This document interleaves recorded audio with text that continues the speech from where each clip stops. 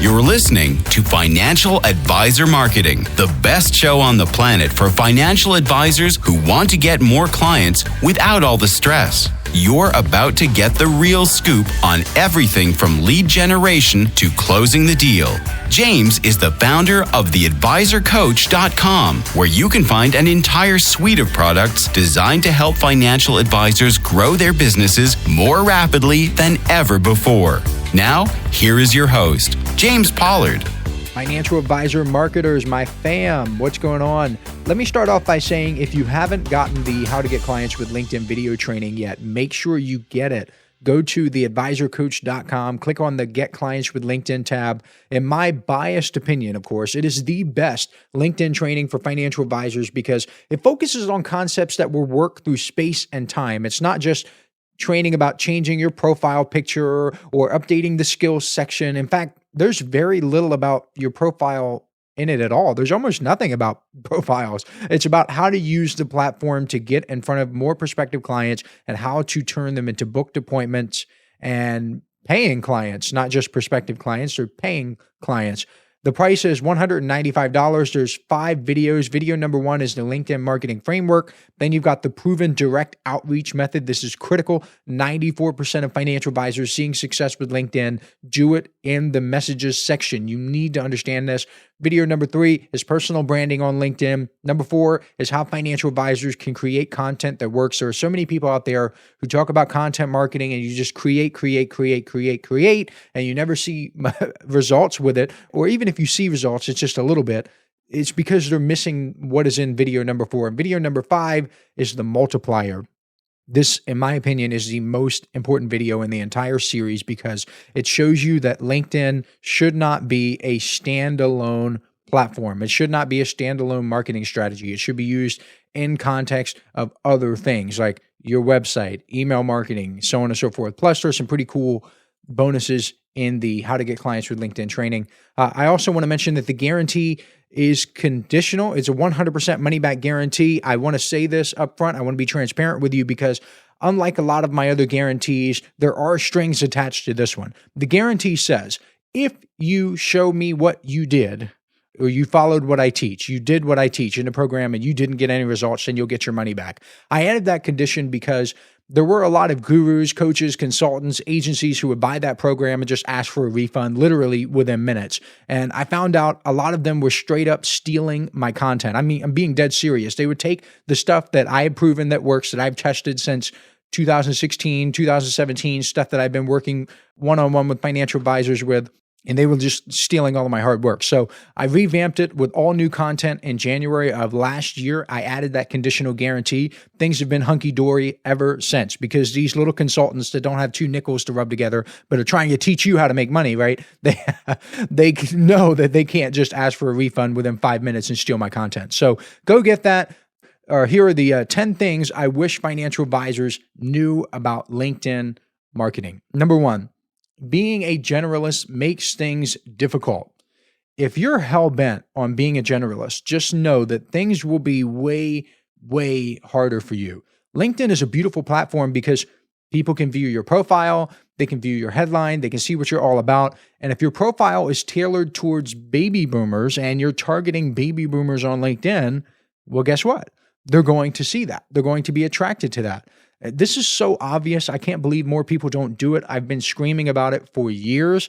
In my LinkedIn account right now, I think my headline is host of the Financial Advisor Marketing Podcast. And when I put that in there, guess what? The podcast got more downloads. So it makes perfect sense, but people still put like financial advisor at XYZ Wealth Management. They don't put really any call to action, any way for people to engage. It's goofy. A long time ago, I had my phone number in my LinkedIn headline. And guess what? I got more phone calls. Number 2, LinkedIn now has a connection limit of 100 connections per week. And this happened last year because LinkedIn started cracking down on the number of connection requests people could send. And eventually they limited it to 100 per week. Before this, the maximum number of connection requests that people could send was dependent on the all-knowing, all-mysterious algorithm. But it was generally accepted to be about 100 per day. There are some coaches, consultants who recommended doing 50 per day. I fell into that camp because I'm a little bit more conservative. I told people to do 50 per day or up to 50, work their way up to 50 and then stick with 50. But some people like to push it to the limit and do 100 per day. But now it's 1/7 of what it used to be. Instead of the 100 per day limit, it is now 100 per week. Lots of people were freaking out about this when this first happened because they thought that LinkedIn was dead, LinkedIn was going away, and it didn't. I think it was one of the best things that LinkedIn ever did because it greatly reduced the number of accounts spraying and praying on the platform. It kneecapped all of these slimy LinkedIn agencies that charge financial advisors thousands of dollars just to automate their activity. And I might still have my email address on my profile with a typo. And that typo is there on purpose because when these agencies go through profiles and they scrape email addresses, which is actually against LinkedIn's terms of service, like they're literally violating LinkedIn's terms of service, they don't get the correct email address. When they try to spam me with cold email, they can't get through. I did this on purpose because LinkedIn used to be just, oh my goodness, just a honeypot that people could dip in and take all these email addresses out and cold email. It's like a pot of data that these little agencies would use. And they just email you and say, hi, I can get you more backlinks. Would you like more backlinks? Hi, I'm a virtual assistant. Would you like to hire me for my virtual assistant services? It's like, holy moly, can I catch a break? What's cool about the How to Get Clients with LinkedIn program is that it actually started working better than ever before because a lot of these activities stopped. The network quality on LinkedIn dramatically increased. Again, that is a good thing. Whenever quality increases, that is good. That's what you want. Personally, when it comes to connecting with people, I suggest maximizing the connection requests you're given because you can't go back in time or you can't roll them over. It's like an IRA contribution window. Once it's gone, it's gone. So use them or lose them. And I must admit, I am going to be a hypocrite here because I do not connect with people pretty much at all. Like if someone is hiring me for something or they do the private consulting, they'll force me to help you price kind of thing, then I will connect with that person on LinkedIn. If someone joins the Inner Circle newsletter and I see them in my feed, like somebody comments on them and I see, hey, that person just subscribed to the newsletter, then yes, I will send a connection request. But I'm not sitting down every single day and connecting because I'm focused on other things. So I get it. I'm a total hypocrite. I know. And I want to be clear that if all you're doing is connecting and messaging, then you're doing it wrong. Because yeah, those things are important and they do have their place. You do need to do them at some level, but those things must be done within the context of other things, which I reveal in the video training. So let's move on. Number 3, the pandemic changed a lot of things about LinkedIn. And this could be an entire episode by itself, but I want to focus on one thing just to give you something tangible that you can take away with you today. It's the contrast effect. I don't want to get all scientific and technical here, so I'll describe the contrast effect in layman's terms. It means you perceive things differently based on what you've experienced before. For example, if you stick your hand in ice water, very cold, frigid, 33-degree water, and then you stick your hand in lukewarm water, the lukewarm water will seem hot, like much hotter than it actually is. If it's room temperature, 77, or that's kind of hot for room temperature, but if it's 72 degrees, it's going to seem like it's much more than that. If you stick your hand in hot water first, the lukewarm water will seem cold by comparison.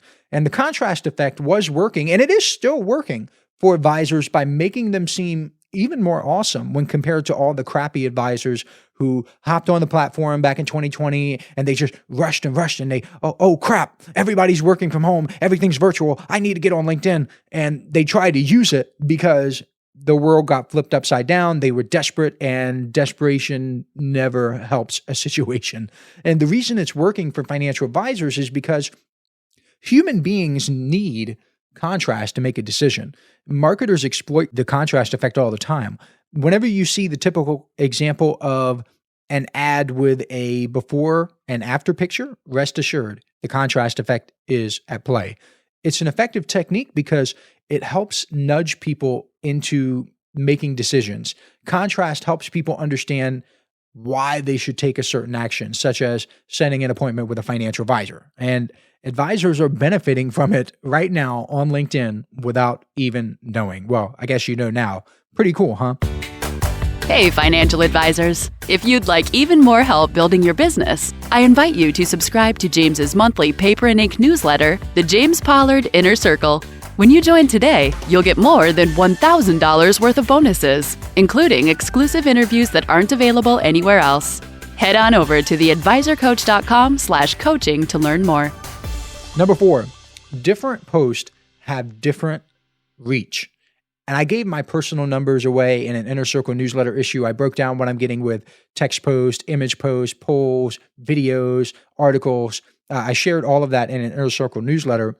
So I'm not going to give away any of that information here. If you want that, then you're going to have to pay for it. But I will give you a piece of advice. I'll give you something.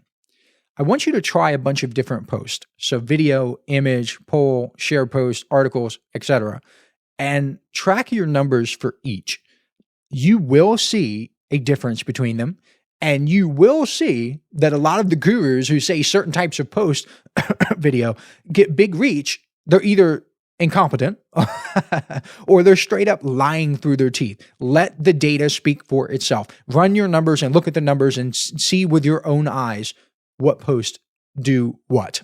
So I'm not even going to talk about this. I'm not even going to postulate about certain things. I'm going to let you see the numbers for yourself. Just try different posts. Take me up on this. Try different posts and see what happens.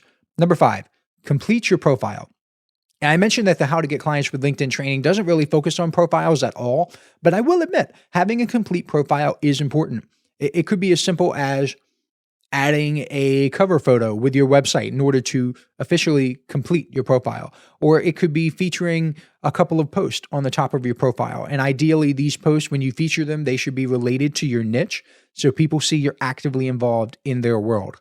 And I did a little Googling and I found out that apparently only 50.5% of LinkedIn users have complete profiles. So you can put yourself in the upper half by filling out all the spots. And you will see this on LinkedIn. When you log in and you check out your profile, they'll say, do this in order to complete your profile. Or like, you're an all-star, stuff like that. I don't know if they still call it all-star, but I know they used to. And they used to guide you on completing your profile. So if you just follow that process, you follow the sequence that they've already outlined where they say, fill out your skills section, fill out where you went to college, fill out your jobs. If you just do that, then you will eventually end up with a complete profile because LinkedIn's onboarding sequence is designed to get you to complete the profile. So just follow LinkedIn's instructions.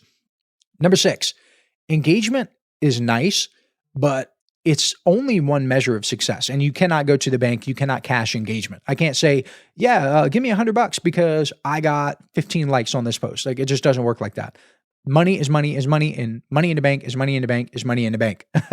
And seeing behind the scenes of other people's profiles really hammered this home for me. There are some people who get dozens or hundreds of likes on each post, but they don't get any messages. They don't get any appointments. They don't get any clients. There are other people who get virtually no engagement at all, but get 1 or 2 inbound leads with every single post. I had an Inner Circle member email me talking about the results that he was getting on LinkedIn, and I was blown away. I was like, holy moly, let me check out this guy's profile. And I checked out his profile, and there's almost nothing there. I'm not talking about the profile itself, but I'm talking about the updates and everything. He's got like nothing. Like, really? Are you really getting his results? And sure enough, he was. And I noticed this with my profile too. There are some posts that don't lend themselves to high engagement, but they do lend themselves to getting messages. And here's what I mean. The post that I use, or the post I post, I guess is the way to say it, that get messages, they typically call out a specific person. For example, I can post something saying, if you're a financial advisor who has purchased leads in the past, can you message me and tell me about your experience? I have a few questions. That won't get much engagement, but it will get messages. One post I did was about Old Forge pizza, the tray that comes in cuts instead of a pie and slices. That got hundreds of likes, and it ended up being viewed, I think, more than 100,000 times, but I only got like 2 messages from it, and nobody did anything with me. No sales, no new Inner Circle subscribers, nothing, like no business activity. So that's 100,000 real views from people, and no real results versus something that will get 2,000 or 3,000 views and it'll probably get over a dozen messages that will lead to money in the bank. I guarantee it, because we'll be talking about leads. I'll say, hey, there's a way for me to help you with this, and they'll take me up on that offer. So there's a big difference. Number 7, Sales Navigator does help. So when you get Sales Navigator, you do not have to get it, but I will tell you that it does help because, first of all, it gives you a little badge on your profile. It says premium. That adds some more credibility. People know you're active on LinkedIn. They're more likely to connect with you. They're more likely to accept your request. They're more likely to follow you. It just increases your conversions because it is a credibility mechanism. It's very similar to on checkout pages when websites put like the SSL certificate or 100% secure or the little money back guarantee badge. They're just all things that are designed to increase conversions. Sales Navigator is one of those things. I have Sales Navigator right now. Over the years, I've had it sometimes and I've canceled and I've gotten it back again and I've canceled and I've gotten it back again. I've kept it for the past few years. I think I'm paying like $80 per month and it's worth it. There are a lot of enhanced features. There's the search features. You can search more. You can dial down into your target market a lot more. So if you're going to seriously use LinkedIn as a prospecting tool, you should get Sales Navigator. And if you're going to get the How to Get Clients with LinkedIn training over at theadvisorcoach.com, Sales Navigator is not required. It is nice to have. Yes, you are going to get better results as you dial into the prospecting features, the search features, but everything in the training itself is 100% free to do. Number 8, human connection makes LinkedIn work. I don't really know how to explain this any better than I already have in the past because every time I try to explain it, some people get it and some people don't. I feel bad for the people who don't get it and they feel like they need to post super buttoned up, super stiff, robotic messages that are very long and they send 14 paragraph messages. It doesn't really work that well. Some of the best posts that I've made on LinkedIn, they got no results right away. But eventually people ended up messaging me. They ended up connecting with me. They ended up doing business with me because they saw that I do stuff just like them. I'm talking about post about furniture where I posted something like, hey, has anybody gotten a Lovesac couch? Because I purchased a Lovesac couch and loved it. Like I love it. It's an awesome couch. And people messaged me saying, hey, I got a Lovesac. And they sent me a picture of it with like their little dog on it because it has the washable covers and people let their dogs get all over it. And they sent me the pictures of the couch. That's awesome. Like I'm building a real human connection. I posted stuff about my Traeger. I've got a Traeger Ironwood. I love that darn thing. I've smoked fish, ribs, pork shoulder, brisket, chicken, like beer can chicken, everything on the Traeger. I've done pizza. I've done cheesecake. And people relate to that. They say, I love smoking meat. I love making pizza on the Traeger. I love doing that sort of thing. And I relate to these people. It's not necessarily about business. I'm not hammering people with business stuff all the time. Like I love selling. I love pushing. I love promoting. I love letting people know about what I do and how I can help them because I believe in myself. I believe in my message. I know I can help financial advisors. That's why, like, for example, I talked about the money back guarantee thing because it just works, period. So I know I can help financial advisors, but at the same time, I don't hammer it every single time. I'm not posting on LinkedIn, hey, if you're a financial advisor, then I can get you blah, blah, blah, blah, blah, blah, blah, every single time. Then sometimes I'll post about the Traeger. I'll post about my couch. I'll post about sports. I'll post about something that I'm watching. I'll post about something that I'm doing that people can relate to on a human level. And I've heard so many similar stories from financial advisors who try this approach. Just be a real person, and it makes LinkedIn more effective. Number 9, this is something important. I need you to listen up to this. Use automation at your own risk. It is literally against LinkedIn's terms of service to use automation. I know the tools are out there. I know the Chrome extensions are out there. I know there are agencies out there that will automate it. I'm not naive. I know they exist, but use them at your own risk. Google automation, LinkedIn terms of service, and you will see it for yourself that automating processes on LinkedIn is against the rules. Do not be surprised if you get hammered with it, okay? Number 10, this is the final thing, and it's something I'm not going to reveal here in a free podcast episode. I would be silly if I did so. It's something I call my network amplification effect, and I discuss it in my How to Get Clients with LinkedIn product. But I will tell you the idea behind it. The idea behind the network amplification effect, it led to 29 clients out of a list of 167. Yes, that is a whopping 17.3% conversion rate. Put it in your calculator. 29 divided by 167 is 17.3% conversion rate, which is higher than nearly all the marketing methods and strategies being touted out there today. Some of the programs out there, some of the courses, whatever, they use a spray and pray approach where you message everyone you can, you ask for a meeting. And can this work? Well, I guess so. If you message 1,000 people, you may get 3 or 4 positive responses. It is, I don't want to say it's a numbers game, but I mean, you got to message a lot of people just to get a couple of people to get back to you. But when you do that, you damage your reputation in the process. So that's not good. The network amplification effect, it bypasses the spray and pray methods. It works with a smaller number of people, but it tends to have a much, much, much higher conversion rate, which means you get more clients with less effort. If you want to get that, go to theadvisorcoach.com, click on the Get Clients with LinkedIn tab, click the Add to Cart button, make your purchase, $195. I may raise the price in the future. And with that said, I will catch you next week. This is thepodcastfactory.com.